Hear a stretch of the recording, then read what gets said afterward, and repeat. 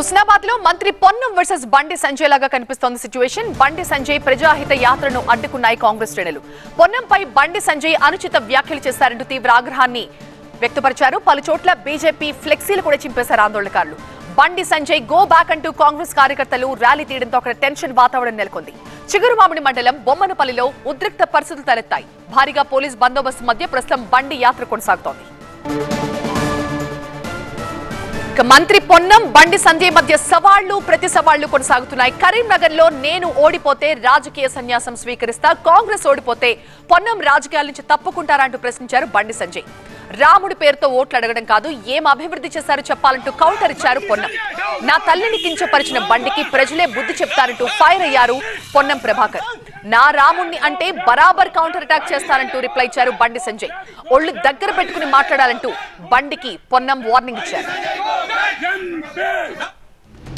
రాముడి పుట్టుక గురించి, అక్షింతల గురించి మాట్లాడి నా తల్లి జన్మకు సంబంధించిన మాట్లాడి నేను సభ్య సమాజాన్ని కోరుతాను. ఇలా జన్మనిచ్చిన తల్లి, నా తల్లి కావచ్చు, ఇంకొకరి తల్లి కావచ్చు, రాజకీయాలు అడిగిన ప్రశ్న నియోజకవర్గ అభివృద్ధికి సంబంధించి అయితే అతను మాట్లాడిన మాట తల్లి జన్మను గురించి మాట్లాడుతూ ఉన్నాడు. సమాజం గమనించాలి. తల్లి పాత్ర, ఎవరి తల్లి అయినా తల్లి. అటువంటి మాటలు మాట్లాడిన వ్యక్తి రాజకీయ డ్రామా చేస్తూ తిరిగి ఆ యాత్ర ఒక ప్రచారం రావాలనే ఆలోచనతో మళ్ళీ ఎవరు అడ్డుకుంటున్నట్టుగా ప్రచారం చేస్తున్నారు. నా తల్లి జన్మ గురించి మాట్లాడుతూ ఉన్నటువంటి అతని పట్ల ఒకసారి ఆలోచన చేయండి. ఇది ఏమాత్రం రాజకీయాల సబబు ఈ విధంగా మాట్లాడడం. భార్యకు మంగళసూత్రం కడతారు, అటువంటి మంగళసూత్రం అమ్మి ఎన్నికల్లో గెలిచిన అనే వ్యక్తి. అసలు రాముడు అంటే, శ్రీరాముడు అంటే ఎంత గౌరవము. ఆనాడు అయోధ్య రాముడిగా సీతమ్మ కోసం జరిగినటువంటి కష్టము, లేదా రాముడు తల్లి తండ్రి మాట విలువించినటువంటి పరిస్థితి గురించి మాట్లాడే వీళ్ళు నా తల్లి గురించి మాట్లాడి తల్లి జన్మ గురించి మాట్లాడితే ఏం రాజకీయం? భారతీయ జనతా పార్టీ రాష్ట్ర కేంద్ర నాయకత్వం ఆలోచన చేయాలి. నేను వాళ్ళని అడుగుతా ఉన్నా, మీరు ఇటువంటి నాయకునికి, ఇటువంటి మాటలకు, ఇటువంటి డ్రామాకు మీరు సమర్థిస్తున్నా కూడా స్పష్టం చేయమని నేను బీజేపీ రాష్ట్ర అధ్యక్షుని అడుగుతా ఉన్నా. ఈ జిల్లాకు సంబంధించిన ఇతర బీజేపీ నాయకులను అడుగుతా ఉన్నా, ప్రజలను అడుగుతా ఉన్నా. నేను ఏ విధంగా మాట్లాడినా నేను ఈ నియోజకవర్గ ఎంపీగా ఇవాళ కూడా బహిరంగ చర్చకు సిద్ధమని 6 నెలలుగా, ఏడాది నుంచి అడుగుతా ఉన్నా. మీరు నియోజకవర్గ ప్రజలకు ఏమి చేయలేదని, మీరు ప్రజల లోపల తిరుగుబాటు వస్తుందని, ఓడిపోతాయన్న భయంతో ఇటువంటి ప్రస్తావన తెచ్చి మీరు రాజకీయ లబ్ధి పొందే ప్రయత్నం చేస్తే, ఈ మాట ఆనాడు కేసీఆర్ గారు హిందుగాలు బొందుగాలు అంటే ఏ విధంగా ఎన్నికలకు వాడుకున్నావో నీ గెలుపుకు ఇవాళ తల్లి మాట నీ సమాధికి కారణం కాబోతుంది. బండి సంజయ్ జాగ్రత్త అనే మాట సందర్భంగా గమనిస్తున్నా. ప్రతిసారి ఏం మాట్లాడతాడో ఆయనకే తెలియదు. అల్చల్ చేయడానికి చూస్తాడు అన్నట్టు, ప్రతి దానిలో ఇన్వాల్వ్ అవుతాడు.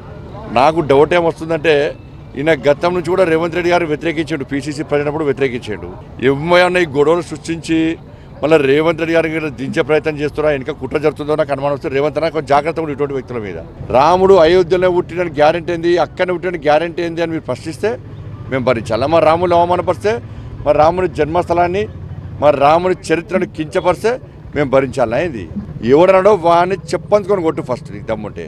ఇప్పుడు అడుగుతున్నా, ఎవడైతే ప్రశ్నించారో అసలు వాళ్ళ అమ్మకుంటే గ్యారెంటీ ఏంది? నరసమ్మ చెప్తానే కదా తెలిసేది. నేను చెప్తున్నా కదా, మా అమ్మకుంటే గ్యారెంటీ నరసమ్మ చెప్తానే తెలుసు. దీన్ని వేరే రకంగా చూపెట్టి ఇక్కడ ప్రజాహితకు ప్రజాస్పందన ఉన్నది, ప్రజలు తండోపదాలు తరలి వస్తున్నారు, దాన్ని చూసి డిస్టర్బ్ చేసే ప్రయత్నం చేస్తే అది మీకు ముప్పు వస్తుంది. ఇలా రాముడు అయోధ్యలో పుట్టిండా అని గ్యారెంటీ ఏంటి అని మీరు అన్నదానికే ఇలా ప్రజలు చీదరించుకుంటున్నారు, ఇవాళ చీకొడుతున్నారు. ఇవాళ ఇవన్నీ పక్క పెట్టు, రాముడు పక్క పెట్టు, అన్ని పక్క పెట్టు. ఫస్ట్ నువ్వు 6 గ్యారెంటీల విషయం మాట్లాడు. ఫస్ట్ ఇలా 80 రోజులు అయింది దాదాపు, ఇంక 20 రోజుల డెడ్ లైన్ నీకు. 20 రోజుల తర్వాత నువ్వు 6 గ్యారెంటీలు ఎట్లా అమలు చేస్తావు చెప్పాలి. ఫస్ట్ 2 హామీలు ఇచ్చేదో బిస్కెట్ వేసినట్టు వేస్తే మేము ఊకునే పరిస్థితి లేదు. ఇలా 200 రోజులు కానీ 100 రోజులుగా ఇదే ప్రజలు తిరగబడతారు. ఇప్పటికే 2 నెలలనే 10,000 కోట్ల రూపాయలు అప్పు తీసుకొచ్చి మీరు, వాళ్ళు 10 నెలల్లో 5 లక్షల కోట్ల అప్పు తీసుకొస్తే ఇలా మీరు 2 నెలల లోపల జీతాలు ఇవ్వడానికే 10,000 కోట్ల రూపాయలు అప్పులు తీసుకొచ్చారు. కాబట్టి 6 గ్యారెంటీ గురించి నీ అహంకారము, నీ ఉరుకులాట, ఇవన్నీ కూడా 6 గ్యారెంటీలు అమలు చేసే విషయాలు చూపెట్టు. నీ జోలికి నచ్చినా, నా రాము జోలికి ఎందుకు వచ్చినావు? నా రాముని యొక్క జన్మస్థలాన్ని ఎందుకు కించపరిచే ప్రయత్నం చేస్తున్నారు?